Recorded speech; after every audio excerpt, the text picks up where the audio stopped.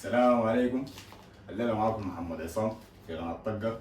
هنظبط عدس برواسين فتة عدس، أكلة كده جايين ناكلها دايما لما نكون مفلسين. لقى اللهم الليلة حنظبطها عشان نكون مفلسين نستمتع بيها. اسمها يا شباب، أول حاجة نقوم نسويها نشوف شوية كده بتاعت عدس هنا، اللي هي زي كمية بتاعت كوتين كده.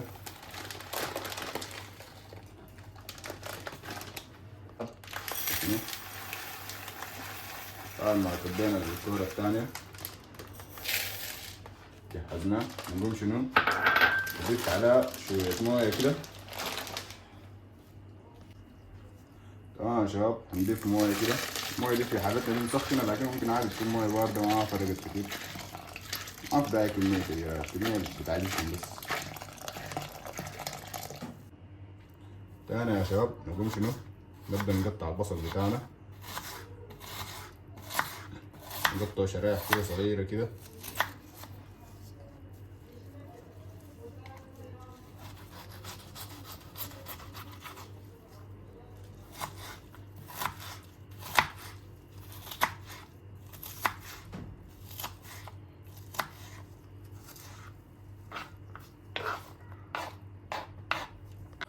شنو يا شباب الخطوة الجاية زي ما كلكم عارفين، نقوم شنو نكب لنا شوية زيت كده،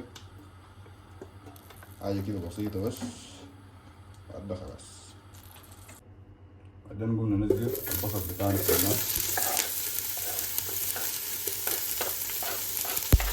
بعد ما نزلنا البصل نقوم شنو نقوم نخلطه كده تمام الحلة بتاعتنا. احنا سوينا بصلتين، كمية مناسبة عن كمية بتاعت العدس اللي سويناه.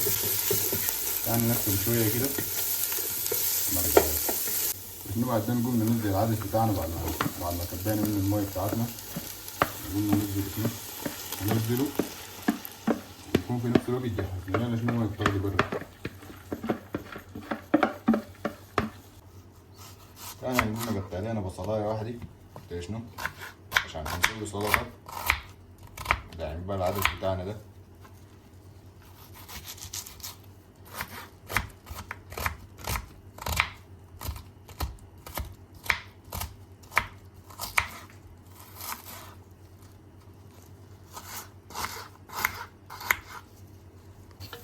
شنو بعدين احنا هنقوم نخلط العدس ده كده شوية.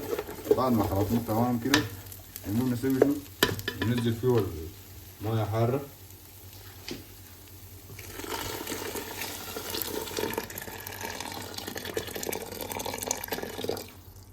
وعلى كده خلاص هنقوم نقفله تاني في نار هادية، نجي راجع له تاني.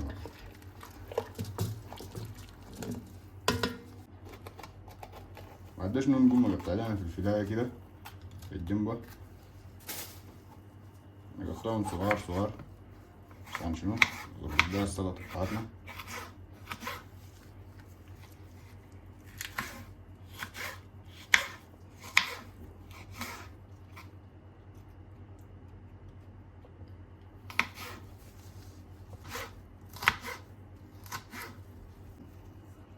بعد شنو نقوم بعد ما قطعنا الفلفل، قطعناه 3 حبات فلفل، نقوم شنو نقطع الطماطم بتاعنا برضو شرايح صغار كده، ونضيفه شنو نضيفها للسلطة بتاعتنا.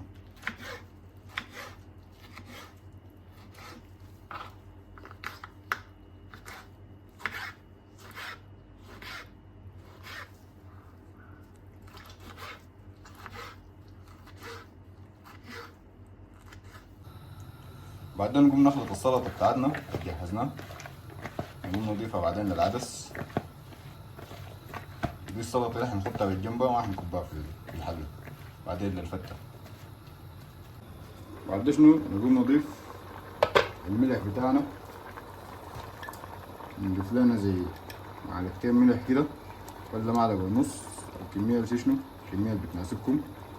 بعد ما ضفنا الملح نقوم شنو نضيف بهاراتنا المشكلة، بهارات كده ظابطة بهاراتنا المشكلة دي، نضيف منها زي 3 معالق كده.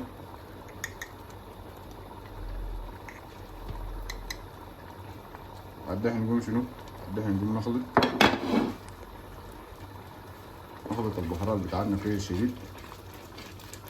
العدس ده لو يحتاج شنو، لو يحتاج مويه زياده طوال ادوا مويه زياده، لو ما يحتاج خلوه زي ما هو، على حسب انتوا قدروه.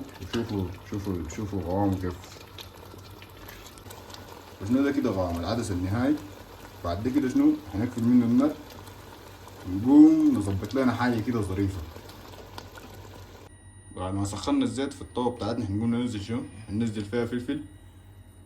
هننزل الفلفل بتاعنا كده،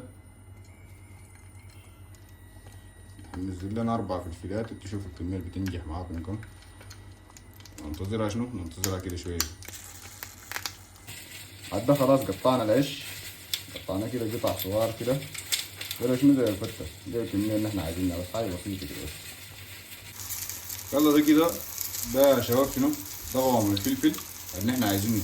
نقوم نسخنه كده في النار زي ما شايفين، نخليه كده يكون لما اللون يبقى اسود معانا. الحاجة دي هتفهموها بعدين، شوفوها بعدين في الصحن بتاع الفتة. بعد شنو هنقوم ننزل لنا توم مفروم كده، شوية توم نقوم ننزلها في البتاعة دي. ننزل لنا زي 4 تومات كده. انتوا شوفوا الكمية بتنجح معاكم كم. وشنو ده التوم بتاعنا ما نفرز زي الناس زي ما شايفين كده، لكن شنو يعرفوا شنو دي النتيجة النهائية بتاعته. بعدين احنا هنقوم شنو، هنقوم ننزله في العدس. بعدين هنقوم شنو ننزله كده في العدس بتاعنا كده. بعدها يا شباب، بعد ما اي حاجة جهزت نقوم شنو، نقوم ننزل العدس بتاعنا، ننزله كده. ورونا رايكم شنو في قوام العدس الجميل ده.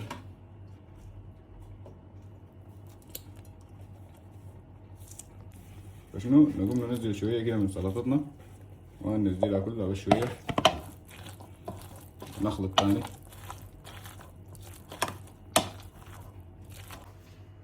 فشنو دي النتيجة النهائية بتاعتنا حقت العدس بتاعنا، ومع الفلفل المحمر ده. ورونا رايكم فيه شنو.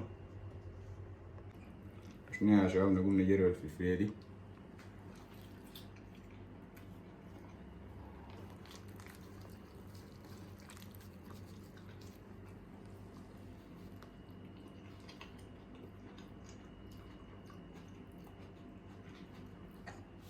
فشنو يعني يا شباب، دي كانت اللي هي فتة العدس بتاعتنا. ورونا انتوا رايكم فيها شنو، عجبتكم ما عجبتكم، في حاجات مفروض نظبطها.